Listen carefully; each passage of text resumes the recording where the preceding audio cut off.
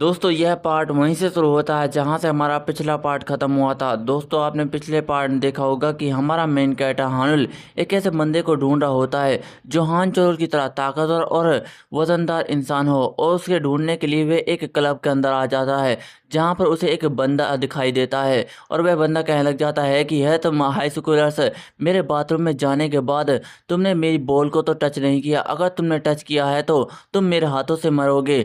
और उसे देखने के बाद हमारा मेन कैरेक्टर हानुल काफी ज्यादा हैरान हो जाता है और वह अपने मन में कहने लग जाता है कि जैसा मैं बंदा ढूंढना चाहता था यह बिल्कुल वैसा ही है, लेकिन ये काफी ज्यादा ताकतवर है। और हम देखते हैं कि उस आदमी की बातें सुनने के बाद एक लड़का कहने लग जाता है कि अरे बड़े भाई, भला कौन इंसान होगा जो आपकी बॉल को छूने की हिम्मत करेगा? आप इस एरिया के 30 से सबसे बड़े बदमाश हैं, कौन है जो आपकी बॉल को छुएगा? किसी को मरना है क्या? जिसे सुनने के बाद वह आदमी कहने लग जाता है कि तुम अपनी जुबान बंद रखो और यह बताओ कि बाथरूम में पेपर या तौलिया क्यों नहीं है? मेरे हाथ बिल्कुल भी पोछे हुए नहीं है। जिसे सुनने के बाद वह लड़का चिल्लाते हुए कहने लग जाता है कि है जल्दी करो, बड़े भाई के लिए एक तौलिया लाओ, उसे अपने हाथ पहुंच रहे हैं। और हम देखते हैं कि यह सुनने के बाद वहां पर एक बंदा आता है और हम देखते हैं कि यह ताइसिक होता है जो तौलिया लेकर आ रहा होता है। लेकिन हम अचानक से देखते हैं कि ताइसिक उस तौलिया को लेकर जमीन पर गिर जाता है, जिसे देखने के बाद वह लड़का चिल्लाते हुए कहने लग जाता है कि हे बेवकूफ, तुम क्या कर रहे हो? तुम जैसे कमीनों पर यह छोटा सा काम भी नहीं होता क्या? और हम देखते हैं कि ताइसिक उस तौलिया को उठाकर उस आदमी को देने लग जाता है और कहने लग जाता है कि मुझे माफ कर देना, मुझे इस तौलिया को लेकर आने में काफी ज्यादा देर हो गई। जिसे सुनने के बाद वह आदमी उसे थोड़ी देर देखता है और वो काफी ज्यादा गुस्से के साथ कहने लग जाता है कि हे बेवकूफ, क्या तुम मुझसे कहना चाहता है कि मैं इसे जमीन पर गिरे हुए तौलिए से अपने हाथ पहुंचूं? जिसे सुनने के बाद ताई से काफी ज्यादा डर जाता है और वह आदमी कहने लग जाता है कि शायद तुम बहुत ही ज्यादा कमीना हो, क्या तुम मुझे इग्नोर करने की कोशिश कर रहा है क्योंकि मैं इस एरिया का तीसरे सबसे बड़े बदमाश हूँ, शायद इसी वजह से मैं तीसरे नंबर पर हूँ। और हम देखते हैं कि उस आदमी की बातें सुनने के बाद ताई से काफी ज्यादा डर जाता और कहने लग जाता है कि प्लीज मुझे छोड़ दो, मैं दोबारा से एक नया तौलिया ले आऊंगा। जिसे सुनने के बाद वह आदमी काफी ज्यादा गुस्सा हो जाता और कहने लग जाता है कि तुम्हारी हिम्मत कैसे है मुझे इग्नोर करने की, अब तुम मरेगा। और हम देखते हैं कि वह बॉल उसके मारने ही वाला होता है कि अचानक से उसे किसी की आवाज आती है, जिसे सुनने के बाद वह आदमी रुक जाता है और कहने लग जाता है कि हे कमीने, तू कौन है? और हम देखते हैं कि ताइसिक भी उसे देखकर काफी ज्यादा हैरान हो जाता है और हम देखते हैं कि ये हानुल होता है। जिसे देखने के बाद ताइसिक कहने लग जाता है कि हानुल, तुम यहाँ पर? और हानुल उससे कहने लग जाता है कि ताइसिक, जो वहां पर आदमी खड़ा है क्या वह एक बुरा आदमी है? जिसे सुनने के बाद सारे के सारे बंदे हैरान हो जाते हैं और वह आदमी गुस्से के साथ कहने लग जाता है कि है तुम्हारी हिम्मत कैसे हुई मुझसे ये कहने की? तुम हाई स्कूलर से मेरे सामने एक कीड़े की तरह हो जिसे मैं जब चाहे मसल सकता हूँ, तुम बहुत ही ज्यादा कमजोर हो और तुम्हारी हिम्मत कैसे हुई मुझसे यह सब कहने की? क्या तुम मरना चाहता है मेरे हाथों से? और वह ताइसे से कहने लग जाता है कि हे कमीने, क्या तूने इसे मुझे मारने के लिए बुलाया है? क्या तू मुझे इग्नोर करने की कोशिश कर रहा है? तुम्हारी हिम्मत कैसे हुई यह सब करने की? अब तो तू मेरे हाथों से सचमुच मरने वाला है। और हम देखते हैं कि वह ताइसिक को मारने ही वाला होता है कि ताइसिक जोर जोर से चिल्लाने लग जाता है कि यह एक बुरा इंसान है, यह बास्टर्ड एक सच में बहुत ही ज्यादा बुरा इंसान है, यह एक कचरे की तरह है और कचरे से भी ज्यादा बुरा है। और हम देखते हैं कि यह बात सुनने के बाद वह आदमी काफी ज्यादा गुस्सा हो जाता है और कहने लग जाता है कि हे पागल, तुम मुझसे क्या कहने की कोशिश कर रहा है? क्या तुम मरना चाहता है? और हम देखते हैं कि अचानक से उस आदमी को एक चीज आकर लग जाती है, जिसे देखकर वह थोड़ा सा हैरान हो जाता है और हम देखते हैं कि ये एक चश्मा होता है और उस चश्मे की वजह से उस आदमी के माथे में एक कट लग जाता है जिससे खून बह रहा होता है। और वह आदमी गुस्से के साथ कहने लग जाता है कि हे कमीने, यह क्या है? और हम देखते हैं कि यह चश्मा हारून ने मारा होता है और हारून कहने लग जाता है कि मेरी स्टाइल तो काफी ज्यादा कमाल की है। जिसे सुनने के बाद वह साइड में खड़ा लड़का काफी ज्यादा गुस्सा हो जाता है और हानिर पर लाठी चलाते हुए कहने लग जाता है कि हे कमीने, तुम्हारी हिम्मत कैसे हुई बड़े भाई पर वार करने की? अब तो तू मेरे हाथों से सचमुच मारे जाने वाला है। और हम देखते हैं कि यह सब सुनने के बाद भी हानुल काफी ज्यादा शांत होता है और अपने मन में कहने लग जाता है कि मुझे ऐसा क्यों लग रहा है कि जैसे ये मुझसे काफी ज्यादा स्लो हो चुका है। शायद ये इसकी वजह से हो सकता है कि मेरा कॉन्फिडेंस काफी ज्यादा बढ़ चुका है और इसका वार मुझे काफी ज्यादा स्लो दिखाई दे रहा है। और हम अचानक से देखते हैं कि हानुल उस लड़के की लाठी को अपने एक ही हाथ से पकड़ लेता है, जिसे देखकर वह लड़का भी थोड़ा सा हैरान हो जाता है। और हम देखते हैं कि हानुल उस लाठी को अपनी ओर खींच लेता है, जिसे देखकर वह लड़का काफी ज्यादा हैरान हो जाता है। और हम देखते हैं कि वह लड़का हानुल की तरफ आ रहा होता है, लेकिन अचानक से हानुल उसे अपना सर ही दे मारता है, जिसकी वजह से वह लड़का उड़ता हुआ जमीन से जाकर टकराता है। जिसे देखने के बाद वह बड़ा आदमी भी काफी ज्यादा हैरान हो जाता है और हानुल अपने मन में कहने लग जाता है कि मैं तो सचमुच काफी ज्यादा ताकतवर और तेज हो चुका हूँ। और हम देखते हैं कि वह आदमी हानुल के ऊपर काफी ज्यादा तेज मुक्का चला देता है, जिसे देखकर हानुल भी काफी ज्यादा हैरान हो जाता है और वह जैसे तैसे उस मुक्के से बचता है और अपने मन में कहने लग जाता है कि यह क्या था, इसकी ताकत तो काफी ज्यादा है, अगर यह मुक्का मुझे पड़ जाता तो शायद मैं मर भी सकता था। और वह कहने लग जाता है कि मुझे इससे पीछे हटना होगा, नहीं तो मैं मारा भी जा सकता हूँ। और हम देखते हैं कि वह आदमी वहां पर शांत खड़ा हो जाता है और हानुल अपने मन में कहने लग जाता है कि इसकी ताकत तो काफी ज्यादा कमाल की है, मुझे इसे दूर ही रहकर हमला करना होगा, अगर इसका एक भी वार मुझे पड़ा तो शायद मैं मर भी सकता हूँ, इसलिए मुझे कुछ ना कुछ करना होगा और इसे मारने का कोई ना कोई तरीका ढूंढना होगा। लेकिन हम अचानक से देखते हैं कि हानुल किसी चीज को देखकर थोड़ा सा हैरान हो जाता है और कहने लग जाता है कि मुझे इस मोटे को मारने का तरीका मिल ही गया। और हम देखते हैं कि हानुल थोड़ा सा फ्लैशबैक याद करने लग जाता है जहाँ पर वह ट्रेनिंग कर रहा होता है और वह अपने मास्टर से पूछने लग जाता है कि मास्टर, मैं इतनी ज़्यादा ट्रेनिंग कर रहा हूँ, क्या इसके बावजूद भी मैं अपने से ज़्यादा बड़े और ताकतवर इंसान को हरा सकता हूँ? जिसे सुनने के बाद वह मास्टर थोड़ा सा मुस्कुराने लग जाता है और कहने लग जाता है कि हाँ, ऐसा हो सकता है, अगर तुम्हें अपने ऊपर भरोसा है तो तुम ऐसा कर सकते हो, लेकिन ये इतना भी ज़्यादा आसान नहीं है। अगर तुम उसे हराना चाहते हो तो तुम्हें तेज बनना होगा और इसीलिए मैंने तुम्हारे हाथों में वह रबड़ बैंड बांधा हुआ है ताकि तुम्हारे पंचेस तेज हो सके। अगर तुम्हारे मुक्के तेज होंगे तो तुम काफ़ी ज़्यादा तेजी के साथ वार कर पाओगे और उसे आसानी के साथ हरा सकते हो, लेकिन तुम्हें ध्यान देना होगा कि तुम्हें उसके कमज़ोर हिस्से पर वार करना है। जिसे सुनने के बाद हानुल कहने लग जाता है कि क्या सचमुच इसी वजह से आपने ये रबड़ बैंड बांधा हुआ है? लेकिन मास्टर, क्या ताकतवर और वजनदार इंसान के पास कोई ऐसा कमजोर हिस्सा होता है जिस पर हम वार कर सके? जिसे सुनने के बाद वह मास्टर कहने लग जाता है कि हाँ बिल्कुल, उनके घुटने। जिसे सुनने के बाद हानुल थोड़ा सा हैरान हो जाता है और कहने लग जाता है कि क्या घुटने? और वह मास्टर बताते हुए कहने लग जाता है कि देखो, एक वजनदार इंसान के पास काफ़ी ज़्यादा वजन होता है, जिसकी वजह से उसका सारा वजन उनके घुटनों पर होता है। हालांकि वह घुटने बिल्कुल भी कमज़ोर नहीं होते, लेकिन उनके वजन के कारण की वजह से वह काफ़ी ज़्यादा सीधे होते हैं। अगर तुम उन पर अपना आखिरी वार करो और काफ़ी ज़्यादा तेज करो तो शायद उनकी वजह से वह ज़मीन पर गिर जाए या फिर उनके घुटने भी टूट सकते हैं। लेकिन यह तुम्हारा वार काफ़ी ज़्यादा तेज और परफेक्ट होना चाहिए, अगर इसमें थोड़ी सी भी गड़बड़ हुई तो वह इंसान कभी भी तुम्हारे वार से नहीं गिरने वाला। और हम देखते हैं कि हमारा मेन कैरेक्टर इन्हीं सब बातों को याद करने के बाद उस आदमी को मारने के लिए जा रहा होता है और उसके पैरों में एक जोरदार लात दे मारकर उसे जमीन पर गिरा देता है।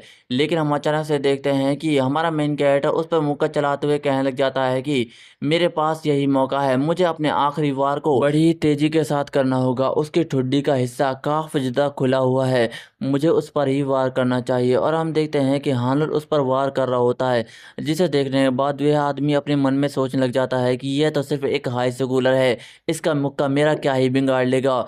और हम देखते हैं कि हमारा मेन कैरेक्टर का मुक्का उस आदमी को इतना ज़्यादा जोरदार पड़ा होता है कि वह आदमी भी हैरान हो जाता है और कहने लग जाता है कि यह क्या है। और हानुल अपने मन में सोचने लग जाता है कि यह तो काफ़ी ज़्यादा कमाल का है, मैंने जब इस आदमी को अपना तेज मुक्का मारा तो मुझे थोड़ी देर के लिए ऐसा लगा कि जैसे मेरा मुक्का एक चट्टान से टकरा गया है, यह काफ़ी ज़्यादा कमाल की फीलिंग है। तो मुझे आज समझ आ रहा है कि तेज मुक्का होना क्या होता है, ये काफ़ी ज़्यादा अच्छा है।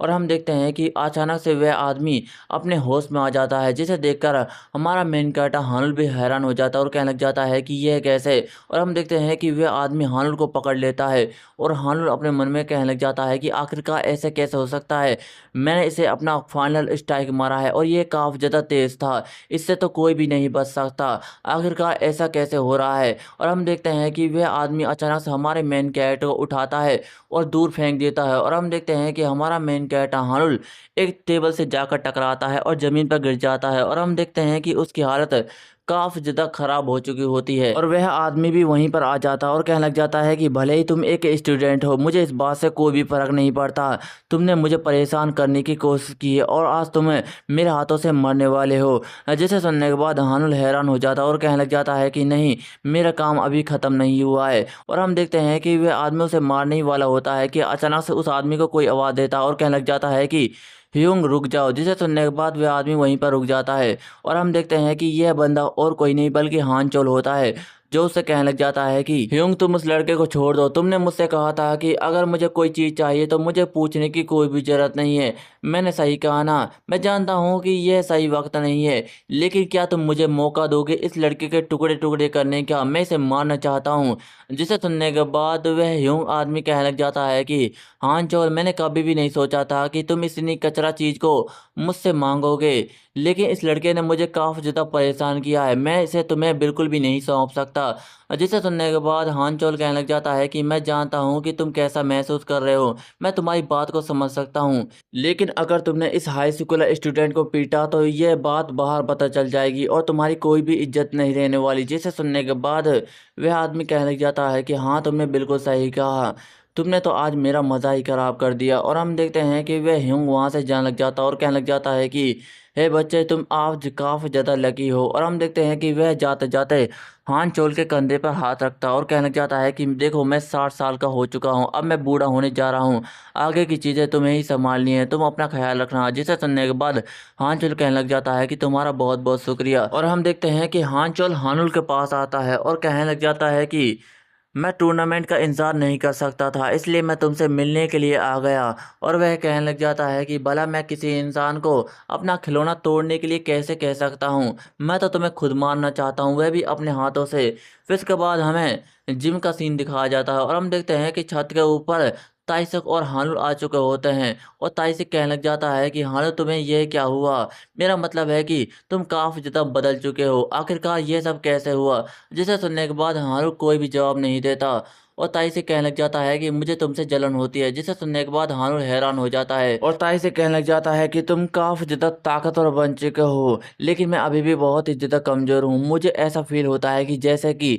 जिसे सुनने के बाद हारुल कहने लग जाता है कि जैसे कि तुम एक कीड़े की तरह हो जिसे हर कोई मसल सकता है। जिसे सुनने के बाद ताई से हैरान हो जाता है और कहने लग जाता है कि यह कैसे तुम्हें पता? जिसे सुनने के बाद हारुल कहने लग जाता है कि क्योंकि मैं ऐसी सिचुएशन में पहले ही था, मैं बहुत ही ज़्यादा कमज़ोर समझता था अपने आप को, लेकिन अब मैं पागल बनता जा रहा हूँ। मुझे ऐसा लगता है कि जैसे मेरे अंदर बहुत ही ज़्यादा साहस और ताकत आ चुकी है, मैं अपने आप को जीतना चाहता हूँ। ऐसा लगता है कि जैसे मेरे अंदर की कमजोरियाँ और डर पूरी तरीके से ख़त्म होता जा रहा है। ऐसा लगता है कि जैसे मुझे किसी भी चीज़ का पछतावा नहीं है, मैं बस अपने आप को ताकतवर बनाना चाहता हूँ और इसके लिए मैं रोज़ाना कोशिश करता हूँ।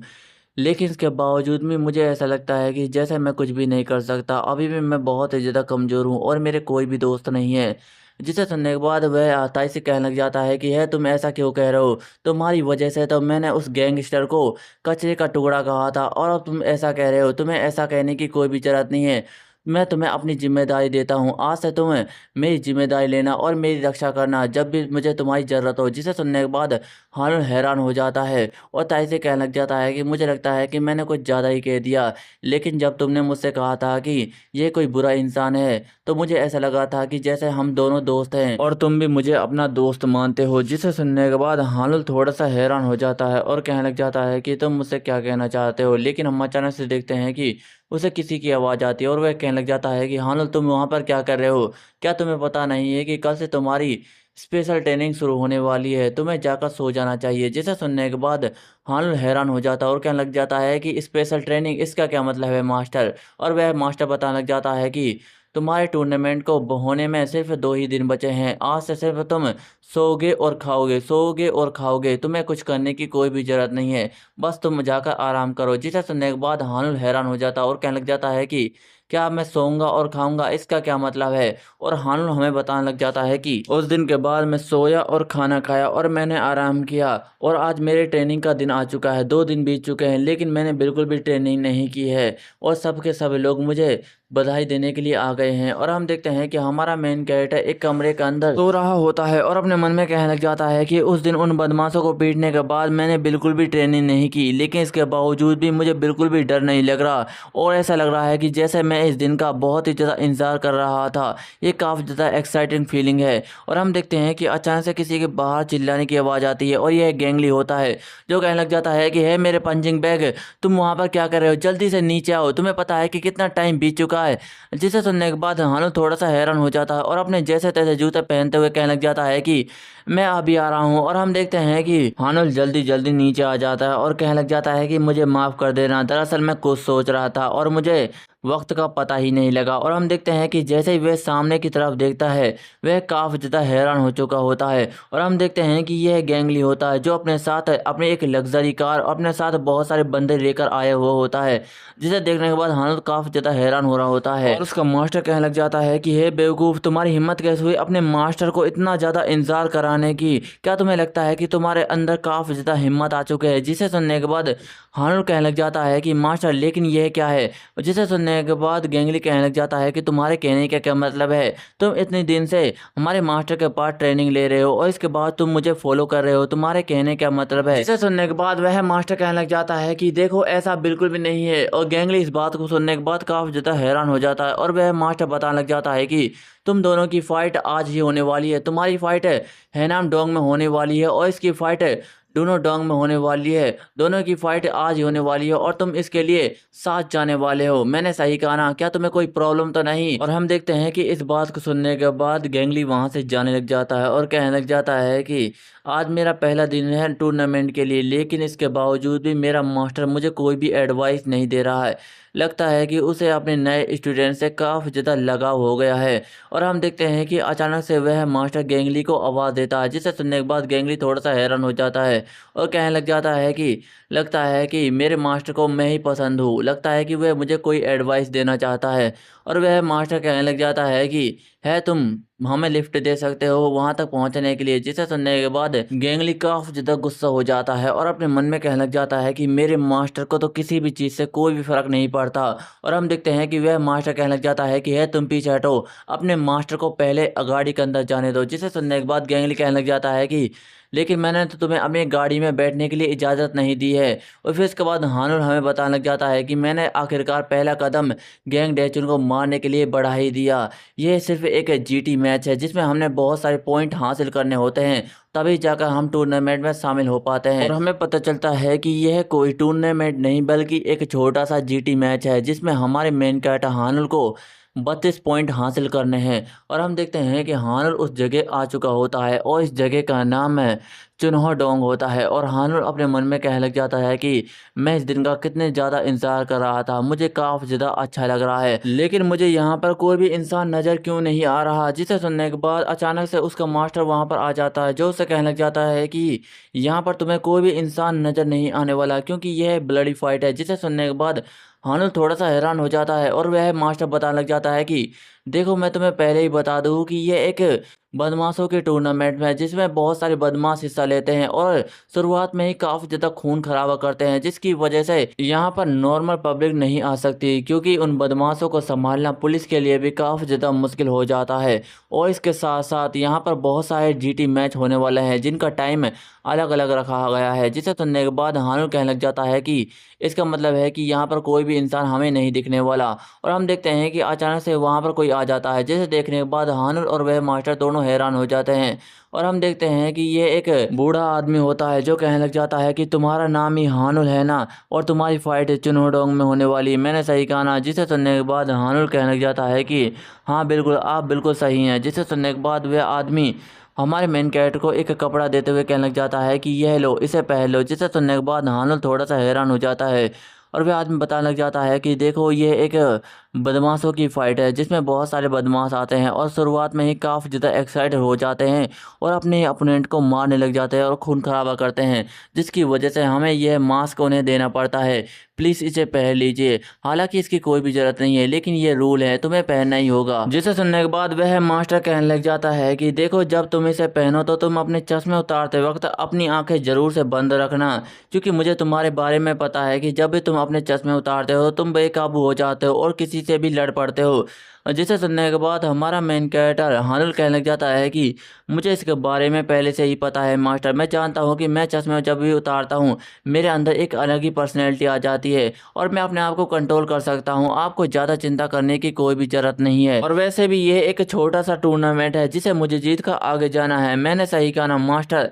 जिसे सुनने के बाद वह मास्टर कहने लग जाता है कि देखो, अगर तुमने टूर्नामेंट से पहले कोई ऐसी वैसी हरकतें करने स्टार्ट कर दी तो मैं तुम्हें वहीं पर मार डालूंगा। जिसे सुनने के बाद हानुल कहने लग जाता है कि मास्टर, चाहे मैं आज अपने चश्मे उतार भी लूं तब भी मैं कोई हरकतें नहीं करने वाला, क्योंकि मुझे अच्छे बुरे के बारे में सब पता है। और वह अपने मन में कहने लग जाता है कि यह मेरा पहला कदम है डेचुन को मारने के लिए। मैं इसका कितने ज़्यादा इंतजार कर रहा था। मैं इसे अपने हाथ से कभी भी नहीं जाने दूंगा। मैं उसे हराऊंगा और जीतूंगा। मुझे पता है कि मैं कितना ज़्यादा एक्साइटेड हूँ इस दिन के लिए। और हम देखते हैं कि वहाँ पर हानचोल आ चुका होता है लड़ने के लिए, जिसे देखने के बाद हानुल अपने मन में कहने लग जाता है कि यह देखने में कितना ज़्यादा ताकतवर लगता है। ऐसा लगता है कि यह अभी किसी को मार डालेगा। और इसे देखकर मुझे काफ़ी ज़्यादा एक्साइटिंग फील होने वाला है। ये काफ़ी ज़्यादा मज़ेदार होगा। और दोस्तों, इसी के साथ ही हमारा यह चैप्टर भी एंड हो जाता है। दोस्तों, आपको यह चैप्टर कैसा लगा कमेंट में ज़रूर बताएं। आपको वीडियो पसंद आई तो वीडियो को लाइक एंड चैनल नए हो चैनल सब्सक्राइब कर लीजिए। मिलते हैं अगली वीडियो में। धन्यवाद।